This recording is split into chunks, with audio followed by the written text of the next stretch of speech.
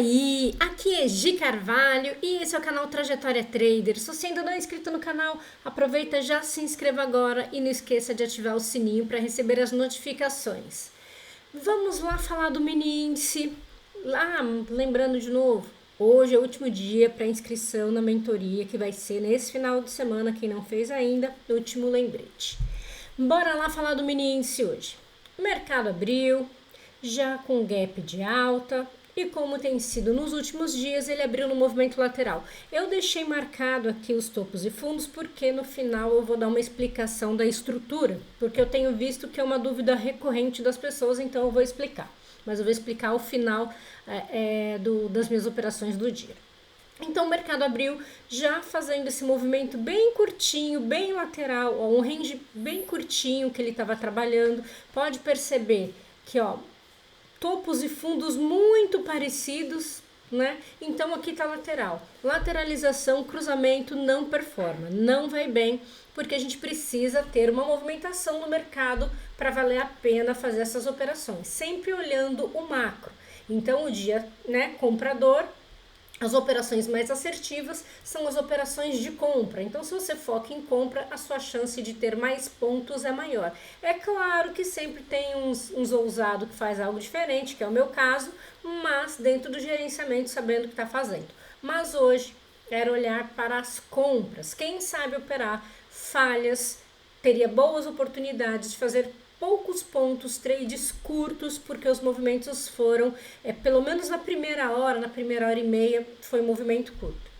Então, aqui ele começou bem lateral. Eu fiz essa minha entrada na falha de topo. Era uma entrada um pouco mais arriscada, porque eu estava fazendo uma venda num movimento de mercado comprador. Mas o preço já estava esticado, então eu achei que valia o risco. Eu fiz a minha entrada nesse ponto, ele chegou aí contra, mas não estopou, ele chegou até perto do stop, mas não estopou, e depois ele pagou os 200 pontos. Normalmente, quando eu faço esse tipo de operação, eu coloque o alvo. Vocês sabem que eu não costumo colocar alvo, eu cerco o frango. Então, eu deixo o trade correr.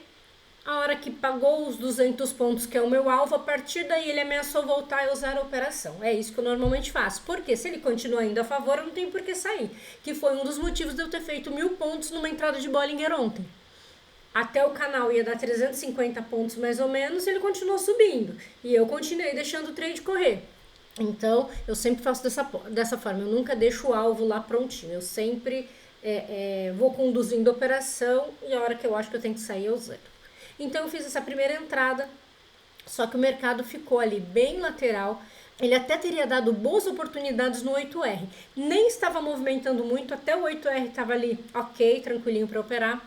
Mas como o mercado estava ali meio duvidoso, eu não me senti confortável. Nossa, a gente olha o 8R, cadê? A minha entrada foi aqui. Aí teve, né, a abertura do mercado à vista, espera aquela volatilidade inicial. Mas se a gente observa, no 8R, sem fazer nenhuma análise, tá? Só de cruzamento. Andou no máximo 270 pontos.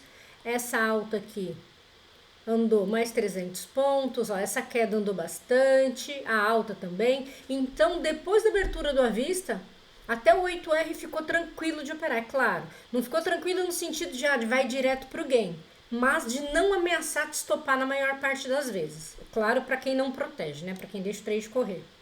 Vamos voltar aqui para o 11R. Então eu fiz essa minha entrada, então eu esperei o mercado. Então nesse momento aqui, quem tentou cruzamento pelo 11, esse aqui andou 185 pontos, esse aqui um pouco mais de 200, essa queda também ameaçou ir contra, não teria estopado. Não, deixa eu ver, teria estopado sim.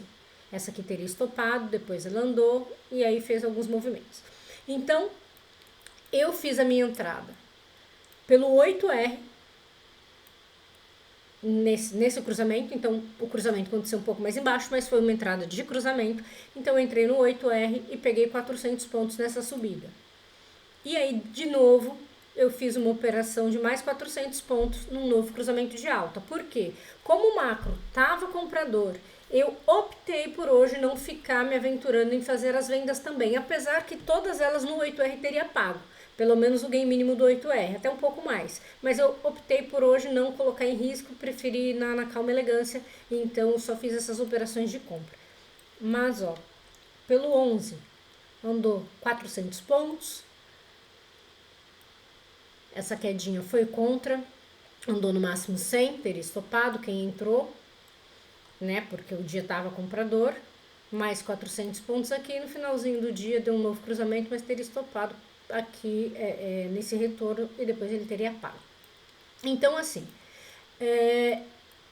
operar a favor do macro fica sempre muito claro que ele dificilmente dá ruim. Não que não dê loss nunca, mas se você pegar todas as operações a favor do macro, às vezes você vai ter 3 ou 4 entradas, uma dá loss. Isso quando acontece. Hoje, por exemplo, as operações de cruzamento a favor do macro não teriam dado loss, com exceção no início do mercado, que estava totalmente lateral, aí não dá para fazer cruzamento.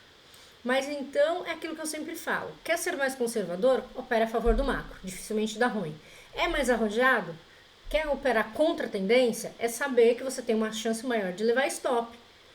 E os alvos precisam ser mais curtos. Não dá para querer estender muito nas operações contra a tendência.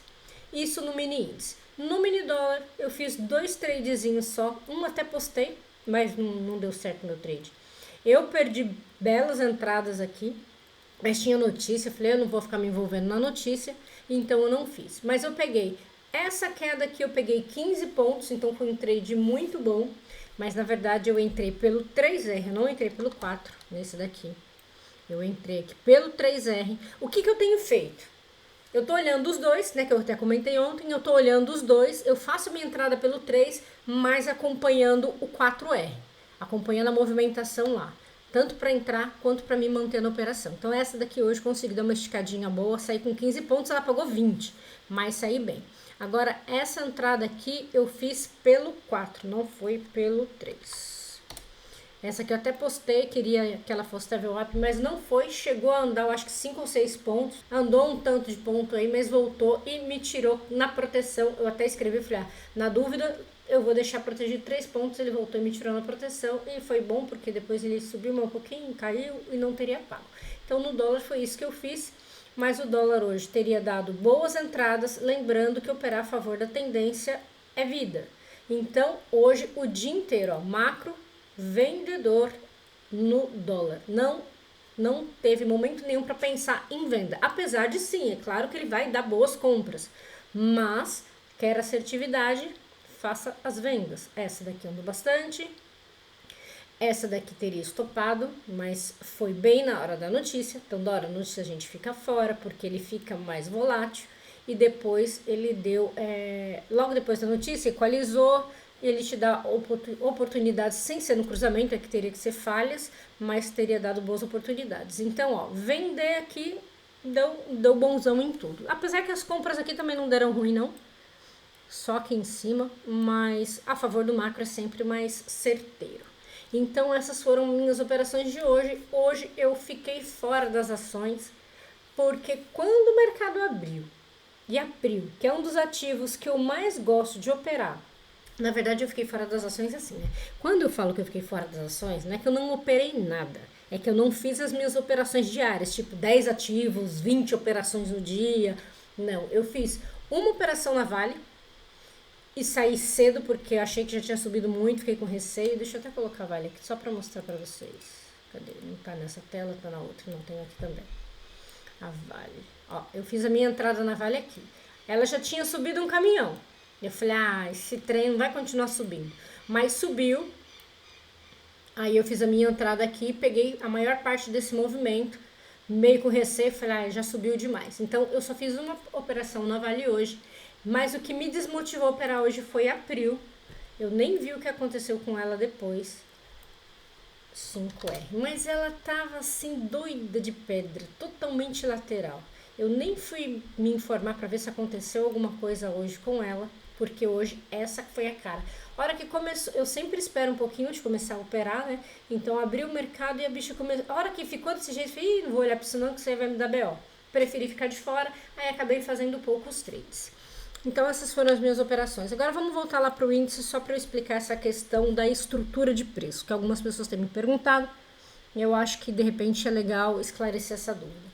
O que é a mudança da estrutura de preço? O mercado está numa tendência de alta e ele inverte para uma estrutura de baixa.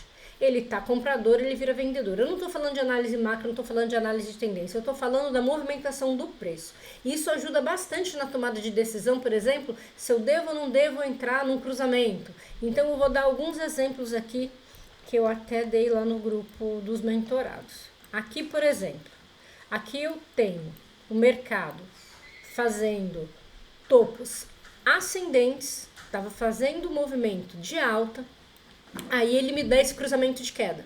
A hora que ele me dá esse cruzamento de queda, a estrutura de preço, ele ainda é compradora. Então você tem um risco maior.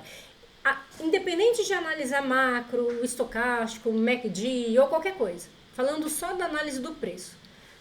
A hora que dá esse cruzamento, você ainda está numa estrutura de alta. Então você tem um risco maior para entrar nesse trade. Quando o mercado faz esse fundo e ele sobe e promove um topo mais baixo que o topo anterior, a partir desse momento você começa a falar, opa, aqui agora já está interessante, pelo menos eu tenho um topo mais baixo, mas eu sigo numa estrutura de alta. Eu só vou perder, essa estrutura só vai modificar quando eu tiver um rompimento do fundo anterior. Quando ele faz essa queda, ele não rompe o fundo anterior, porque o fundo anterior é esse aqui.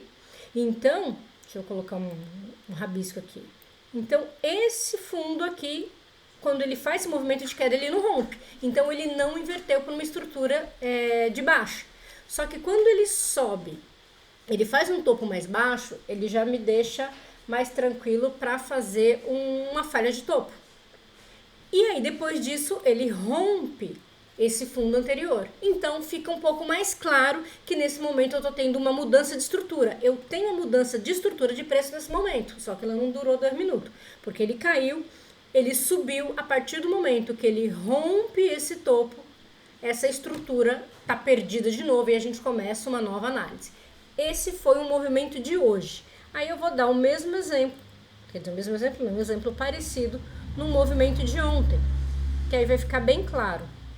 Eu vinha de topos ascendentes, o mercado fazendo um movimento ascendente e tenho a queda. Quando eu tenho a queda, ele rompe o fundo anterior. Quando faz esse movimento de queda e rompe o fundo anterior, eu tenho uma inversão da estrutura, porque agora ele está rompendo o fundo anterior, mudando para uma estrutura de venda. Aí ele cai, ele sobe, promovendo um topo mais baixo que o topo anterior, e continua caindo. E veja, ele faz esse topo na mesma região do fundo anterior, que acaba virando uma resistência. Então a gente pode entender isso como uma troca de polaridade, que o que era um suporte aqui virou uma resistência aqui e segue caindo. Então nesse momento as entradas ficam mais assertivas, não só do cruzamento, como também da falha de topo. Então fica muito melhor fazer esse tipo de operação. Então, espero que vocês tenham entendido. Qualquer dúvida, deixem aí nos comentários. Não esqueçam daquele like. Um grande abraço e até o próximo vídeo.